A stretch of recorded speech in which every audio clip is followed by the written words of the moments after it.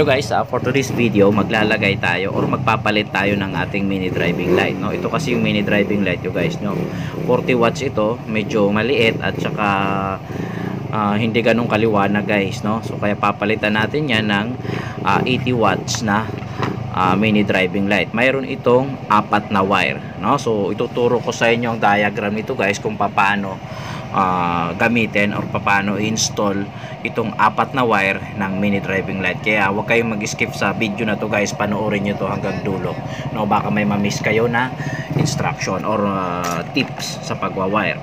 Okay, ang brand nito guys is DSKey, no? So 80 watts itong ating mini driving light ito, no? May kalakihan sa regular na mini driving light, no?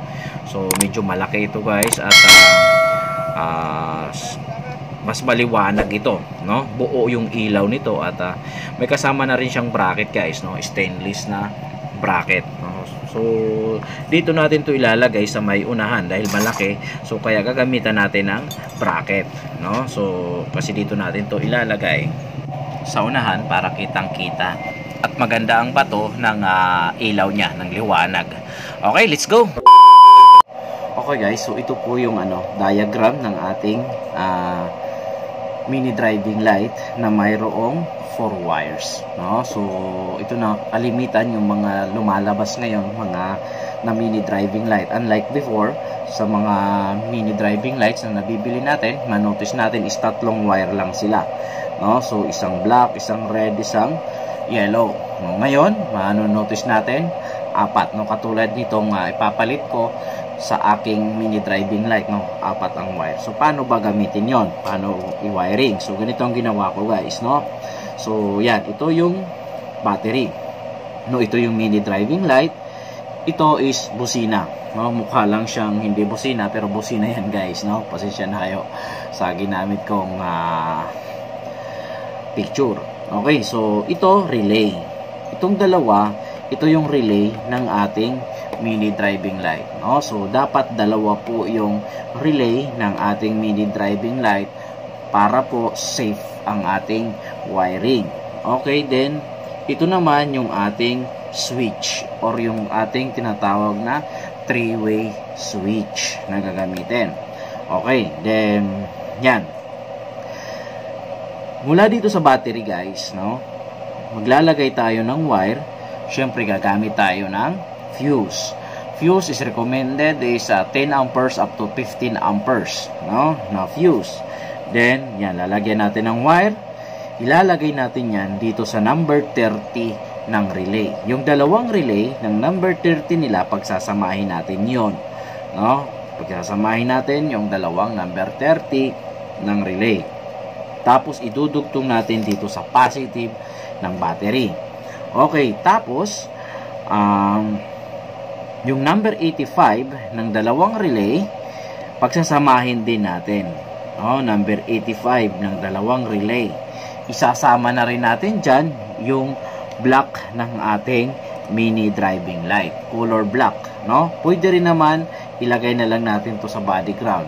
Pero for tutorial purposes, itong black ng ating mini driving light, idediretso din natin sa battery. Pagsasama-samahin natin siya sa 85 ng relay, dalawang 85, tapos yung black ng mini driving light para stable yung kuryente, no? So para maganda yung supply.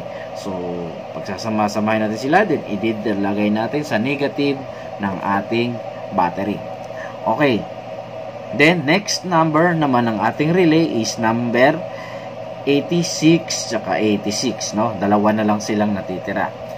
So ayun, punta tayo dito sa switch, no? So switch, yung ating 3-way switch na gagamitin.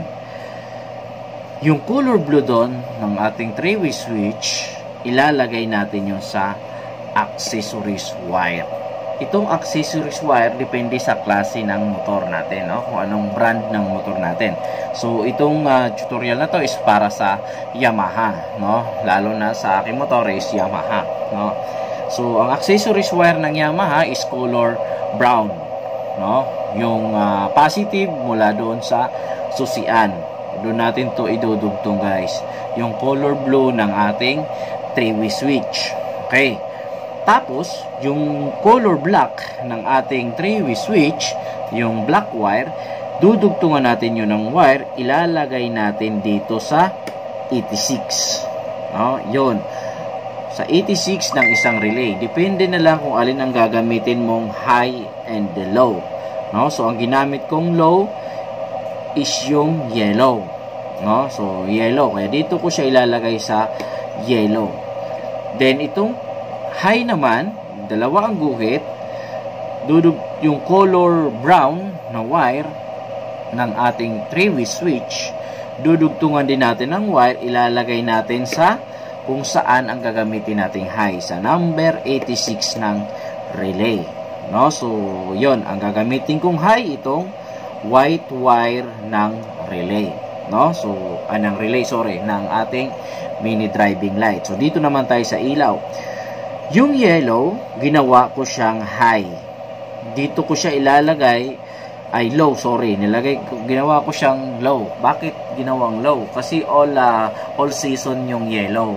No? All season siya, pwede siya sa maulan, pwede siya sa hindi maulan.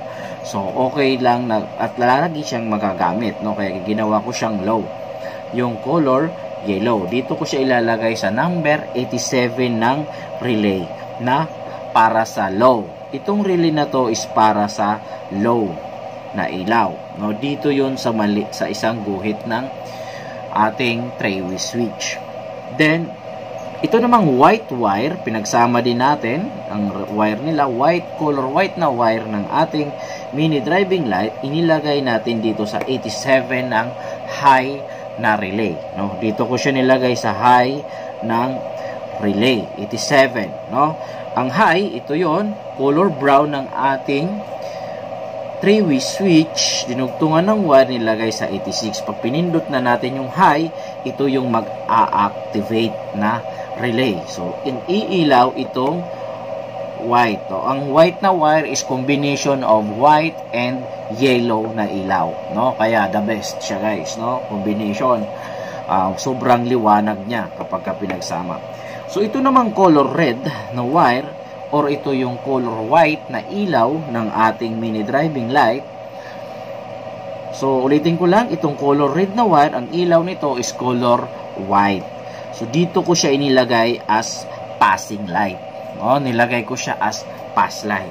Para pag bubusina ako, magbiblink yung color white na ilaw nito. No? So, paano ba gawin yun? Dito ko siya inilagay guys sa busina. Nakapagkabit na kasi ako ng loud horn. No? Nakapaglagay na ako ng loud horn guys. Ito yung loud horn ko. Mayroon siyang relay. No? So, dito natin yun ilalagay sa number 87 ng relay. Idudugtong natin papunta sa red. No? Doon lang itong red na to, pagsasamahin natin, then dudugtungan natin ng wire papunta dito sa 87 ng relay ng ating busina, no, ng ating loud horn, no. Ano lang natin doon guys, itatap lang natin doon sa number 87 ng ating loud horn. Recommended is meron ka ng loud horn, no. Napaka-astig ng kanyang pass light, no. So dito ko siya ilagay sa number 87 ng aking busina, no. So iilaw to guys, no, yung white kapag magbubusina ako. So ganyan yung ginawa kong wiring sa aking mini driving light. Sana pwede nyo screenshot guys, no, para may guide kayo, maging reference nyo kapag maglalagay na kayo ng mini driving light. At kung may katanungan kayo regarding sa diagram na to, is pwede kayong mag-comment below or direct PM me sa aking page, ang Gilon Makiworks. Okay, so ayan guys, no, papakita ko naman sa inyo ngayon kung ano yung naging resulta sa wiring natin ito at kung gaano kaliwanag yung ating ilaw na ipinalit sa ating maliit na mini driving light. Okay, so let's go. Okay, so ayan guys, no, dito natin ilagay yung ating mini driving light. Yan, no, may bracket na rin tayong stainless, no. Separate ang pagbili niyan guys, yung bracket natin na para sa fairings, no. So ayan, so napaka angas niya guys, no, sa unahan talaga, at buo yung ilaw niya, no, na mababato sa kalsada. Okay, so ngayon naman itesting natin yung kanyang ilaw kung gaano kaliwanag guys, no. Yan yung kanyang yellow, no. So yan, sulit na sulit guys, no, talagang sakop ang buong kalsada at kitang kita. Ito naman yung kanyang combination, white and yellow, no. So all season din siya kasi mayroon siyang kasamang yellow, no. So yan, pagka umiilaw siya, wala yang kasamang headlight guys. Di ko pa binubuhay yung headlight ko. So purong ano lang yan, mini driving light na nakikita nyo na liwanag. Okay, so yan. Tapos ito naman yung kanyang white, no. Yan, sinabay ko siya sa busina. Yan, mayroon tayong flasher, para may flasher tayo. Okay, so pag bubusina tayo, mayroon na rin siyang flash. Okay, so yan, sana nagustuhan nyo guys, at sana may natutunan kayo sa shinare ko sa inyong diagram. Okay, so maraming salamat sa panonood nyo guys, at huwag kalimutang mag-subscribe sa aking munting channel para lagi kayong updated sa mga susunod pang mga videos natin. Okay, so hanggang sa muli guys, ride safe always, at bye.